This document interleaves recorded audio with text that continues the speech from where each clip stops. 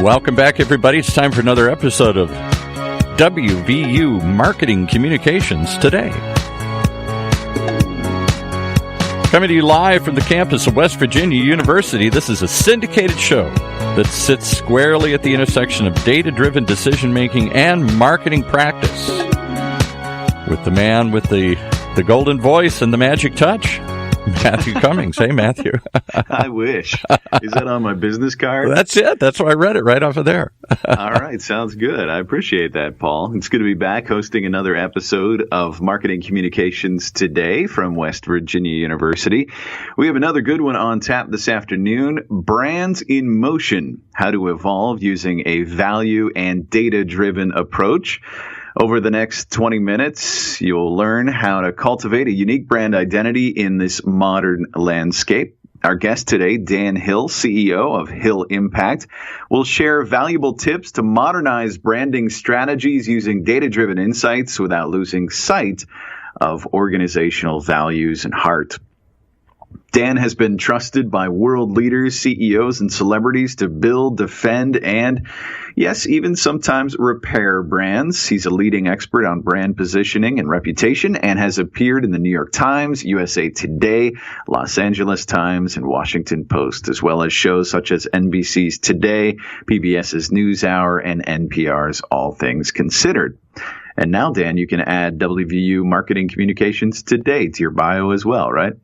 Dan is also a contributor to Newsweek and the Daily Beast. With more than 25 years advising public and private sector leaders across the world, Dan is known as a true fixer, routinely navigating complex systems and challenges to deliver positive outcomes against seemingly impossible odds. So thank you so much for taking the time to join us today, Dan. Oh, thanks for having me. I'm going to put the WVU at the top since I'm a big fan of the Mountaineers. All right, sounds good. It's a good season to be following the Mountaineers for sure. Hey, I want to start by kind of level setting here and asking, how you define brand. I know this is a pretty elementary question, right? But even for those of us who have been in the industry for a while, I think there's different ways to define the concept of brand. So what is brand and what isn't a brand? Let's define that up front.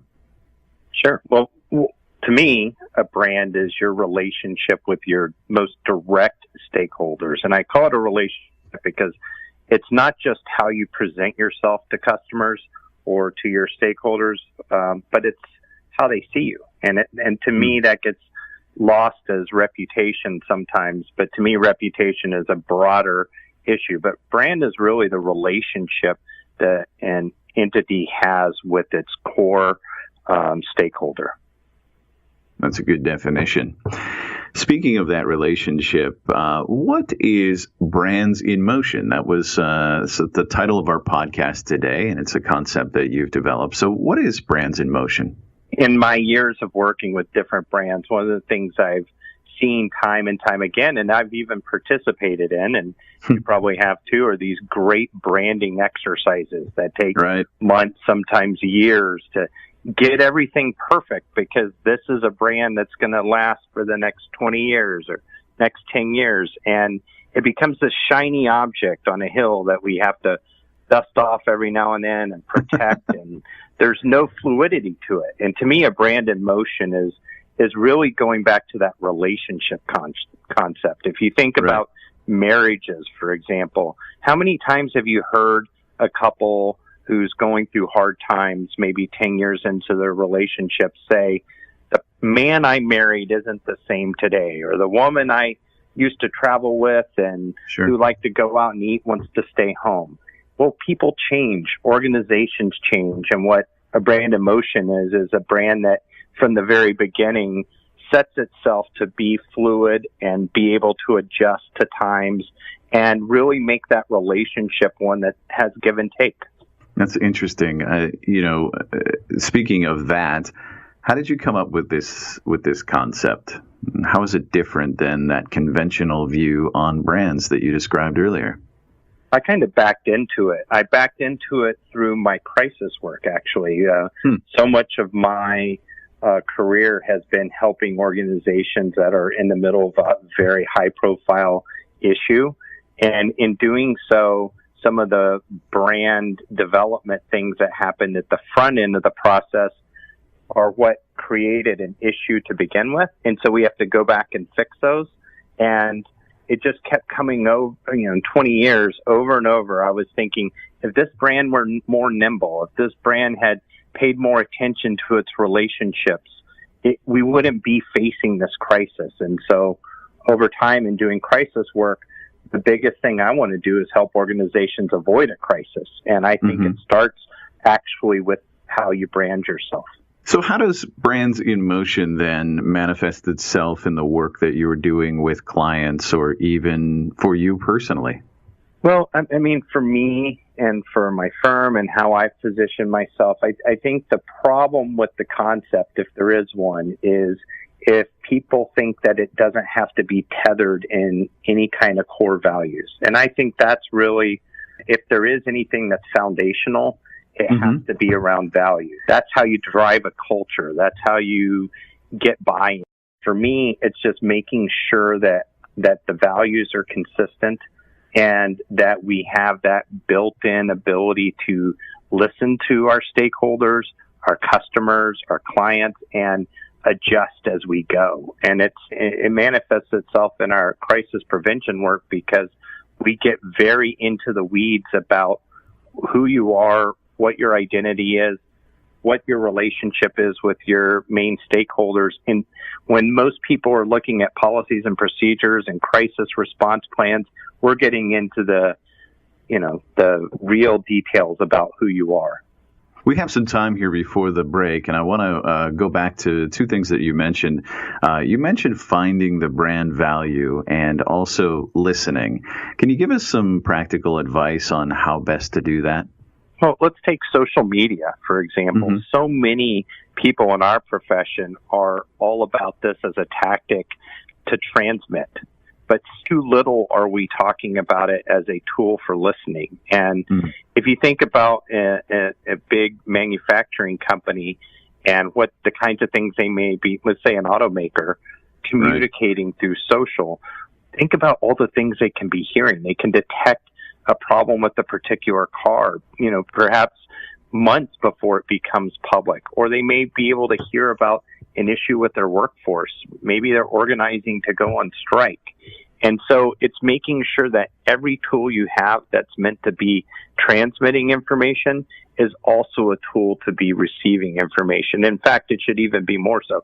Just like any relationship, listening and being sure that you actually hear what the other party's saying is fundamental to making it work. That's a good point. What about values? Brands are always saying we need to find out what we stand for and what our values are. So that's great advice for listening and listening to your customers. But how do you get buy-in for the brand values and identify exactly what those are? Well, I think you have to convince people. Are you talking about buy-in from the internally, like with employees, or are you talking about buy-in with the customer? I guess both are important, right? I think it does start internally, and I think, unfortunately, some of the exercises that we go through to develop these have been almost become caricatures, and they're considered light and fluffy because what the history is that people go through these mission and value type exercises, and then they don't live by them.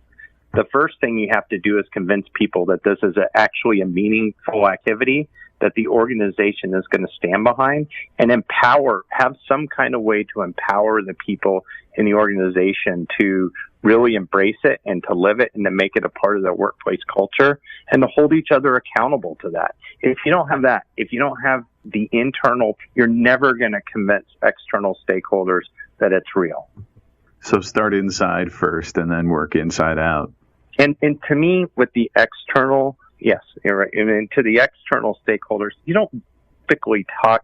I prefer an organization brand that shows its values through its actions as opposed to telling you what they are. And so internally, you may be talking very specifically. We're a learning organization. We're an organization that believes in continuous improvement. Whatever those things may be, your actions are going to be what shows that value to your stakeholders.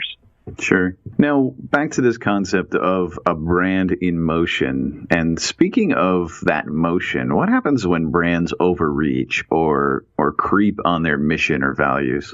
That's a great question. That's where we're seeing a lot of the crises that we end up working on, is that it's enticing out there. Sometimes in this very fast-paced world, you might see an opportunity and reach beyond what you were chartered to do if you're a nonprofit, or what you developed your company to do.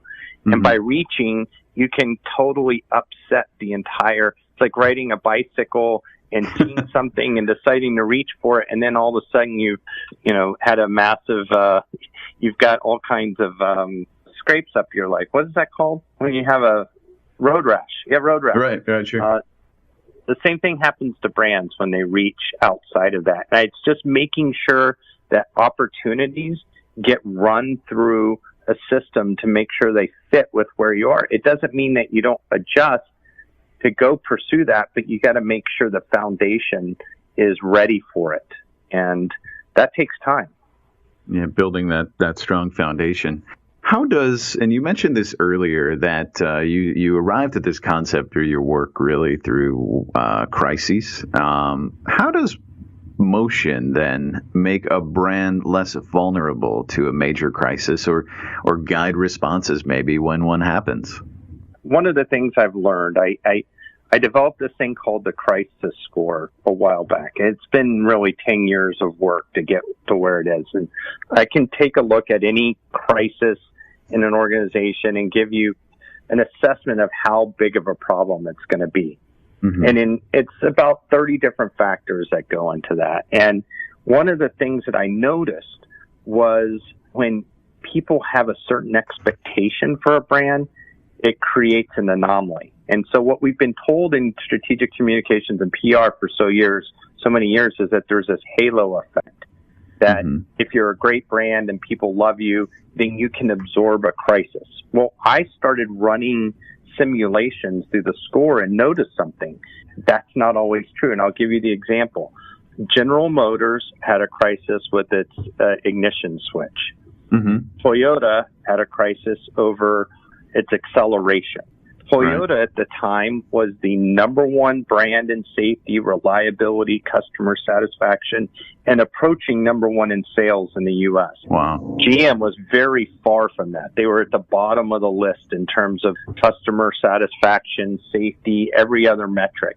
So you would think that the Toyota could have absorbed that crisis and GM would have suffered dramatically, but it was quite the opposite. GM's sales actually went up during that crisis. Toyota's plummeted, their stock plummeted, and it took them a long time to recover. And the real interesting thing is that the GM crisis was far more damaging in terms of loss of life and actual impact than the Toyota one.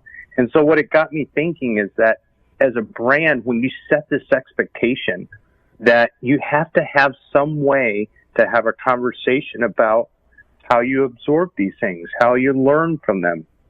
And so a brand in motion is one that is continually learning. It's constantly looking for best practices. It's willing to admit when it does something or falls short.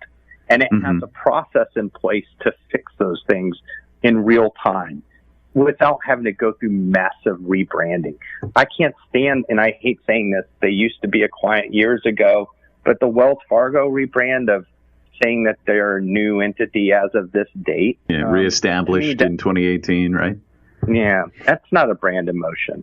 No brand in motion should have to go through a massive rebrand because they are keeping up, they're adjusting, they're nimble, and they're doing these things more real time. Yeah. So never let a good crisis go to waste, right? We're going to take a quick break now, so hold that thought, if you will. We're going to come back, talk a little bit more about how data plays into brands in motion and also how to become a brand leader rather than a brand manager. We'll be right back. And, if you're not a data geek, if you're not a speaker of data here, there is a way to solve that. West Virginia University has an online data marketing communications program. It's first of its kind. It's a graduate program, and it's all online. focuses on strategic thinking, critical problem solving, and informed decision making. The Data Marketing Communications program prepares you for your career by learning the basic innovative tactics like those we talk about each and every show here from award-winning faculty and experts in the field like today's guests. You can learn more about this interesting, innovative data marketing communications program at dmc.wvu.edu. A lot of letters that simply suggest data marketing communications at West Virginia University, dmc.wvu.edu.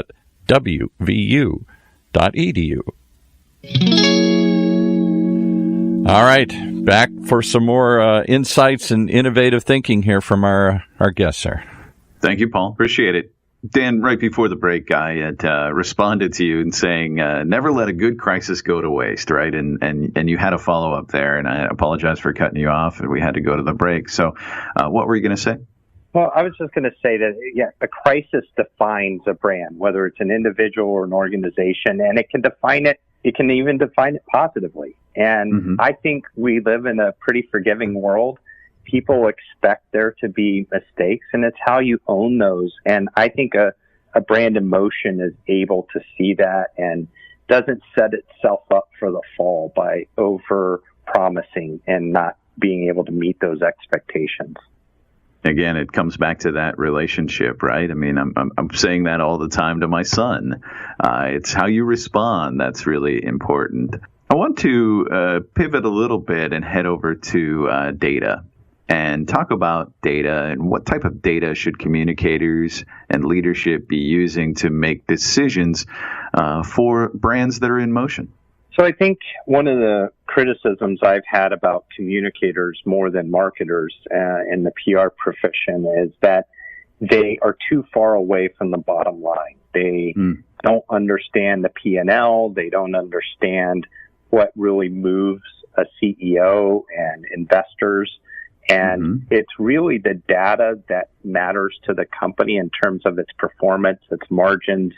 If we're talking in the corporate space, that's the kind of data that I think communicators and people who work in marketing communications need to be looking for, metrics that actually speak to leadership. I've never met a CEO who cared about the number of followers on Twitter or the number of impressions that they got. What they care about is the bottom line. And it's tying yourself to those bigger objectives and finding ways to provide value inside the company that are demonstrative. That's really the metrics that, and then it's the listening part. So much of the data comes from various stakeholders. It can, we focus so much on media monitoring and social monitoring, but what about analysts and what about think tanks and what about political stakeholders? And it's just making sure that you have a more well-rounded view. And the most important stakeholder that we're not collecting data on are internal ones, employees. They have the most to say, the most insight, and yet they're most often ignored. You know, I want to stay on this topic for a bit. I think it's one that's really important, especially when working with students in our program, is connecting the dots between what that CEO cares about in terms of margins, P&L, and the value of the brand. Do you have any advice for those of us that struggle to make that connection and say, you know, the investments in our brand and what we're doing here and keeping this brand in motion do contribute to that bottom line? I think first it's knowing the vocabulary and understanding what really matters to them. And I would encourage students to listen to, today you can listen into analyst calls, quarterly earnings calls that companies have with investors, and just hearing what matters to the investor community and what they're communicating helps you connect those dots. That's really the space that you need to be operating in if you want to be considered a valuable part of the team. One of the things I've said over the years to students is that if you look at the list of Fortune 500 companies, how many of the CEOs come from a PR background? And to date, I haven't found one. But you can find There's no hope for me, is what you're saying, right? I mean, but I think that can change if our young communicators can understand the importance of getting much closer to the corporate objectives and understanding what makes the company work and not work. Right. And that just intuitively will make them start understanding how to communicate better internally and what to tie their metrics to. You know, when you and I were talking about today's episode, I remember you said that you really dislike the phrase brand management. Why is that? It's the same reason I don't like crisis management, is because to me, it's about leadership. And the skill set you need to manage something is very different than the skill set you need to lead. And I think in both of those instances, whether it's a crisis or what you're doing with your brand, you need to be on your front foot. You need to be making decisions. You need to be decisive. You need to convey confidence. I love collaboration. I love those kinds of, but there's a time for you to say, this is who we are, and say it with confidence and maybe the development was collaborative, but once you get there, it's really having that kind of leadership posture. That builds confidence with all stakeholders, including the external ones. So there are things you have to do as a leader that require management. But to me, if you really want to have an effective brand, you got to think through the lens of a leader. So managing is keeping the lid on it, but leading is really putting it in motion. That's what I believe. Who do you feel, Dan, is doing this well today? What are good examples of brands that are in motion? I mean, Netflix is an interesting one. I mean, this is a company that has been disruptive multiple times. They seem to have a really good relationship with their customers and with their most important stakeholders. They listen. Their performance is one that's been really talked about by the investment community and finance world.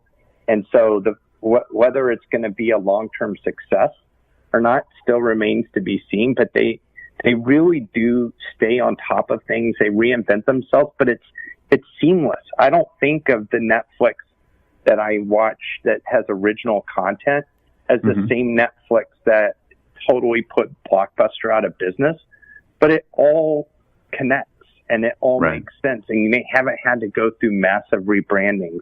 CVS is another kind of interesting brand, and some of the things they're doing from an innovation standpoint and really how they're trying to adjust themselves to be more community oriented.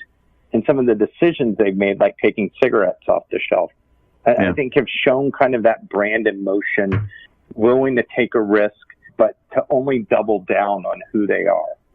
That's that leadership rather than the management really at work. I want to end here just asking for some parting advice. What would you leave our listeners with? Maybe those who are in a brand management role now and really want to get that brand in motion and shift more toward brand leadership. What parting advice do you have?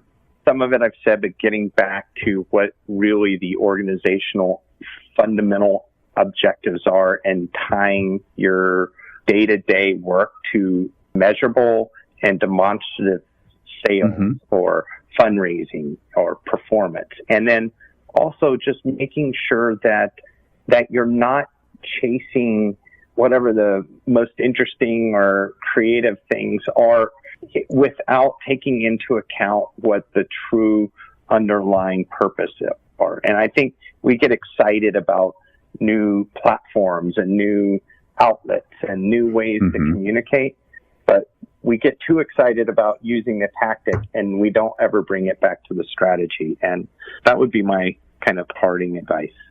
That's great advice. Good insights here, Dan. Thank you so much for spending some time with us today. And I want to thank you for listening to WVU Marketing Communications today from all of us here at the IMC and DMC program at West Virginia University. I hope you found today's episode as informative as I have. And until next time, take care. You've been listening to WVU Marketing Communications today, brought to you live from West Virginia University, a bi-weekly program that sits at the intersection of data-driven decision-making and marketing practice, only on the Funnel Radio Network, for at-work listeners like you.